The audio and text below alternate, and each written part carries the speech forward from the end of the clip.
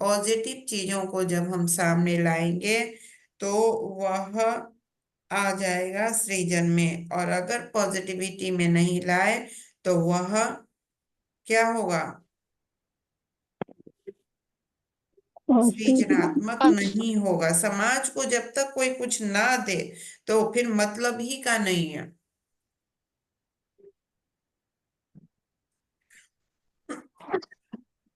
ठीक है पूजा और वैष्णवी, तो आप लोग भी किसी एक कोई टॉपिक पर सृजनात्मक लेखन यानी सृजन क्या हुआ लेखन, कोई एक टॉपिक पे बोलिए, कोई एक विषय अपने से चुनिए और उस पे 5 लाइन बोलिए।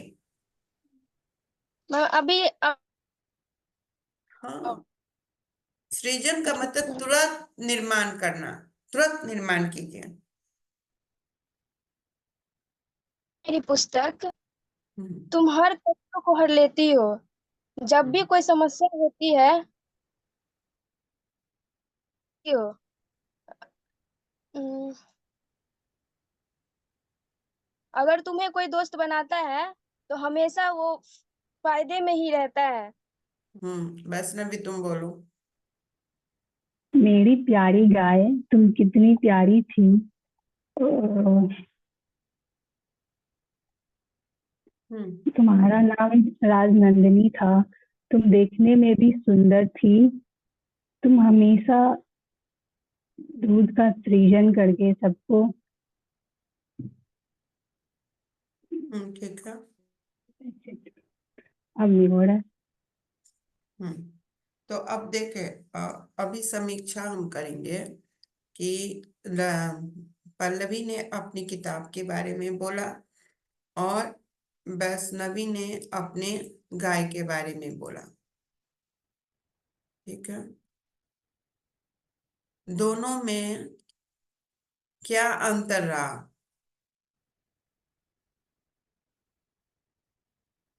खुशबू बताओ, दोनों की कविता की समीक्षा करके बताओ कौन सृजनात्मक था, कौन सृजनात्मक नहीं था, या दोनों ही सृजनात्मक था।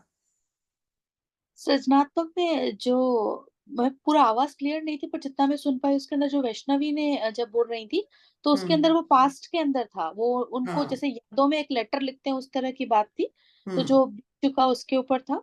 और जो पूजा ने बोला था उसके अंदर ये था कि वो पुस्तक के बारे में, मित्रता के बारे में कर रही थी, तो वो सृजनात्मक ज्यादा कहा जाएगा।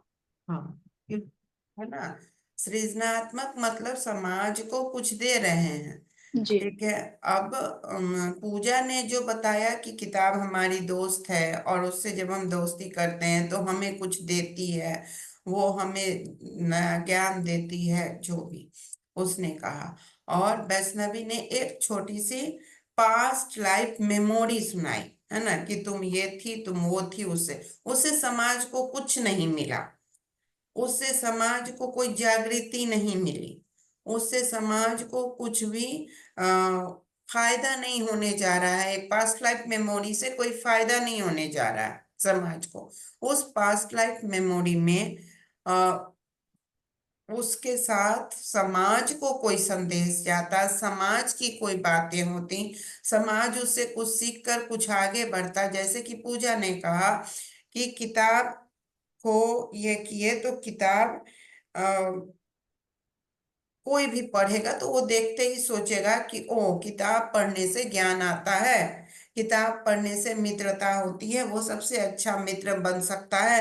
तो वो किताब खरीदने के प्रति जागरूक हो सकता है, किताब लेने के प्रति जागरूक हो सकता है, किताब करने के प्रति जागरूक हो सकता है। लेकिन यहाँ जब गाय पर बोला गया तो कोई गाय खरीदने के प्रति जागरूक नहीं हो सकता, उसको गाय से कोई मतलब भी नहीं है। एक मेरी गाय थी, वो ऐसी ऐसी थी, काम खत्म हो गया। तो फिर उससे लगाव किसी दूसरे को नहीं बनेगा कि आपको भी गाय खरीदना है या गाय कुछ हमारे लिए लाभप्रद है। वो उत्सुकता नहीं बनती है कि हम भी गाय खरीदें, है ना। ये निराशावादी है। इसमें मतलब ना, निराशावादी भी नहीं इसको कहेंगे, ये मतलब एक स्टक है, एक कथा है जो कि पास्ट लाइफ यादें हैं।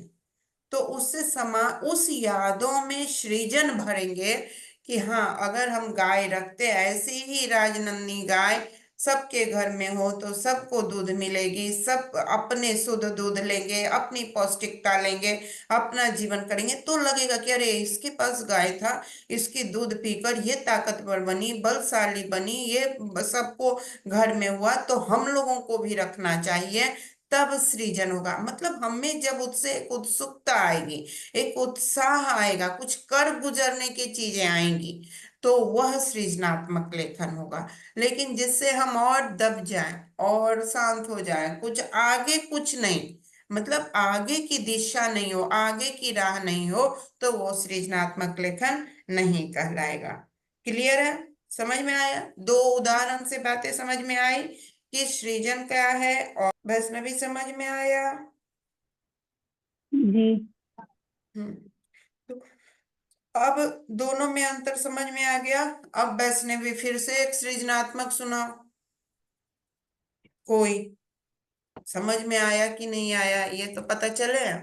मेरा दुकान के नाम श्री अन्नपूर्णा ट्रेडर्स है। हम्म। वो ठीक है। बहुत ही लाभ देती है। उस हम्म। उसके कारण हम लोग पढ़ पाए। अ- हम्म। आप भी हम्म।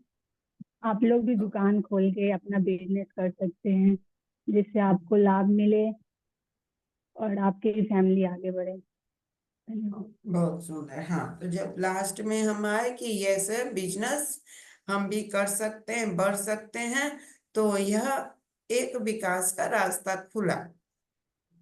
समझ समझ में आया पूजा? सृजनात्मक, सबसे पहले हम जानेंगे कि सृजनात्मक लेखन है क्या, तभी हम आगे बढ़ पाएंगे। तो क्लियर हो गया? जी मैम। अब लिखने में कोई दिक्कत होगी? अब नहीं मैम। जब भी हम सृजनात्मक लेखन, कैसा लिखना चाहिए? सृजनात्मक, है ना?